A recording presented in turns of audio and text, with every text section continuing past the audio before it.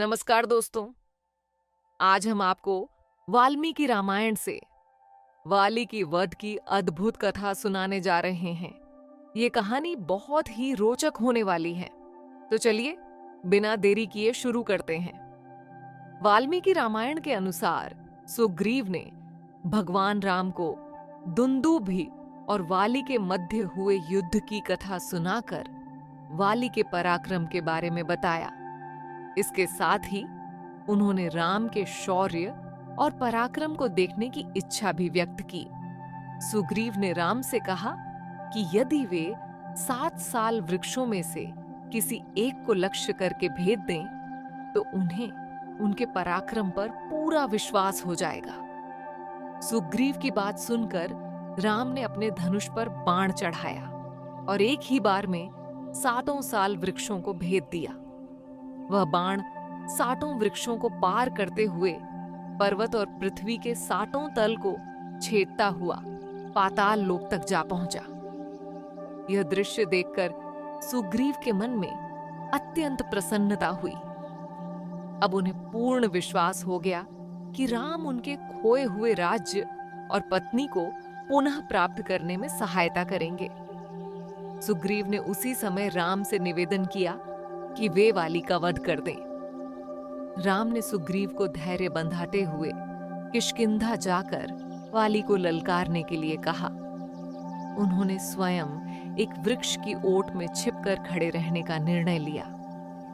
सुग्रीव और वाली के बीच भयंकर युद्ध आरंभ हो गया। दोनों भाई क्रोधावेश में एक दूसरे पर घूंसे और थप्पड़ बरसाने लगे। राम ने धनुष उठाया और दोनों की ओर ध्यानपूर्वक देखा, लेकिन दोनों भाइयों की आकृति एक दूसरे से इतनी मिलती जुलती थी कि राम वाली को पहचानने में असमर्थ हो गए। उन्होंने बाण चलाने का विचार त्याग दिया। इस बीच वाली ने सुग्रीव पर प्रबल आघात किया, जिससे सुग्रीव का संतुलन बिगड़ गया और वे युद्ध भूमि छोड़कर पर्वत की ओर लौट गए। हारकर वापस आए। सुग्रीव ने अत्यंत दीनता से राम से कहा कि वह अपने भाई वाली से पराजित हो गए। राम ने उन्हें समझाते हुए कहा कि यह भ्रम होने के कारण उन्होंने बाण नहीं चलाया। उन्होंने सुग्रीव को पहचान के लिए उनके गले में गज पुष्पीलता एक पुष्पमाला डाल दी और पुनः उन्हें वाली को ललकारने के लिए भेजा। उन्होंने यह भी कहा, इस बार तुम अपने शत्रु वाली को मेरे एक ही बाण से धराशायी होते हुए देखोगे।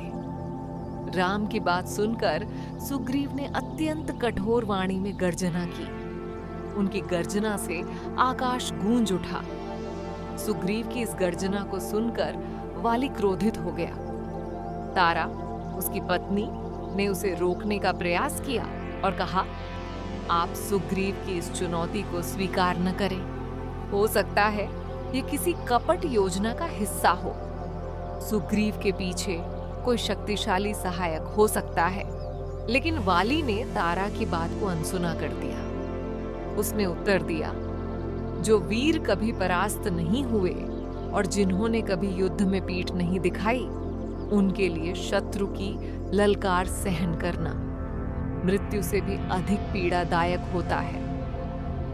ये कहते हुए वाली युद्ध भूमि की ओर बढ़ा और सुग्रीव के सामने आ गया। सुग्रीव और वाली के बीच पुनः भयंकर युद्ध आरंभ हो गया। दोनों भाइयों ने एक दूसरे पर घातक प्रहार किए। इस बार सुग्रीव के गले में गज पुष्पीलता होने के कारण राम ने आसानी से वाली को पहचान लिया। राम ने धनुष पर बाण चढ़ाया और पूरी शक्ति से बाण छोड़ दिया।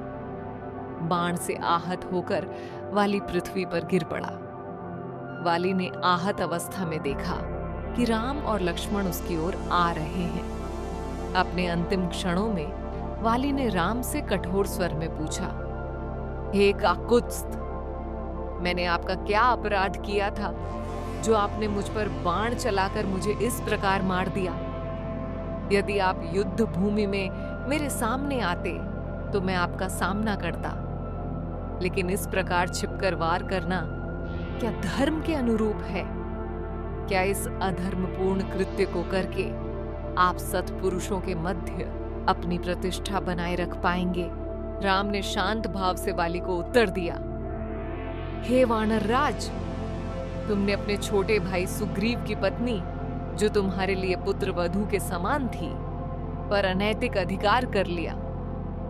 तुमने अपने धर्म और लोकाचार का त्याग कर दिया। ऐसे व्यक्ति को सही मार्ग पर लाने के लिए दंड देना आवश्यक है। मेरा यह कृत्य धर्म की मर्यादा की रक्षा के लिए है, न कि व्यक्तिगत द्वेष के कारण। राम के इन शब्दों को सुनकर वाली ने कहा, हे नरश्रेष्ठ, आपकी बात बिल्कुल सत्य है। मैंने जो अनुचित कर्म किए हैं उसके लिए मैं दंड का पात्र था। अब मैं आपसे एक अंतिम विनती करता हूं, मेरे पुत्र अंगद को शरण में ले लें और सुग्रीव को तारा का ध्यान रखने का आदेश दें। अपने अंतिम क्षणों में वाली ने अंगद को संबोधित करते हुए कहा, पुत्र, सदा देश काल और परिस्थिति के अनुसार आचरण करना, अपने मन में क्षमा और सहिष्णुता का भाव बनाए रखना, सुग्रीव की आज्ञा का पालन करना और उनसे विवाद न करना, किसी के साथ अत्यधिक प्रेम या अत्यधिक द्वेष न करना, क्योंकि ये दोनों ही आचरण के लिए हानिकारक होते हैं। सदा मध्यम मार्ग अपनाओ और धैर्यपूर्वक हर स्थिति का सामना करो। इसके बाद वाली के प्राण पखेरु उड़ गए। राम, लक्ष्मण और सुग्रीव ने वाली के पार्थिव शरीर का उचित सम्मान किया। तारा और अंगद को सांत्वना दी गई।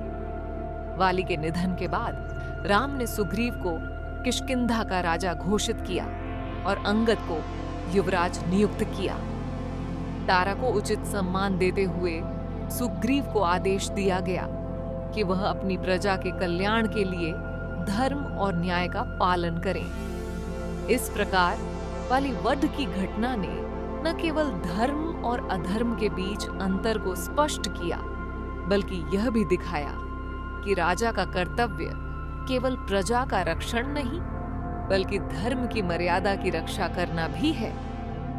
राम के इस निर्णय ने धर्म की स्थापना के लिए एक नई दिशा प्रदान की।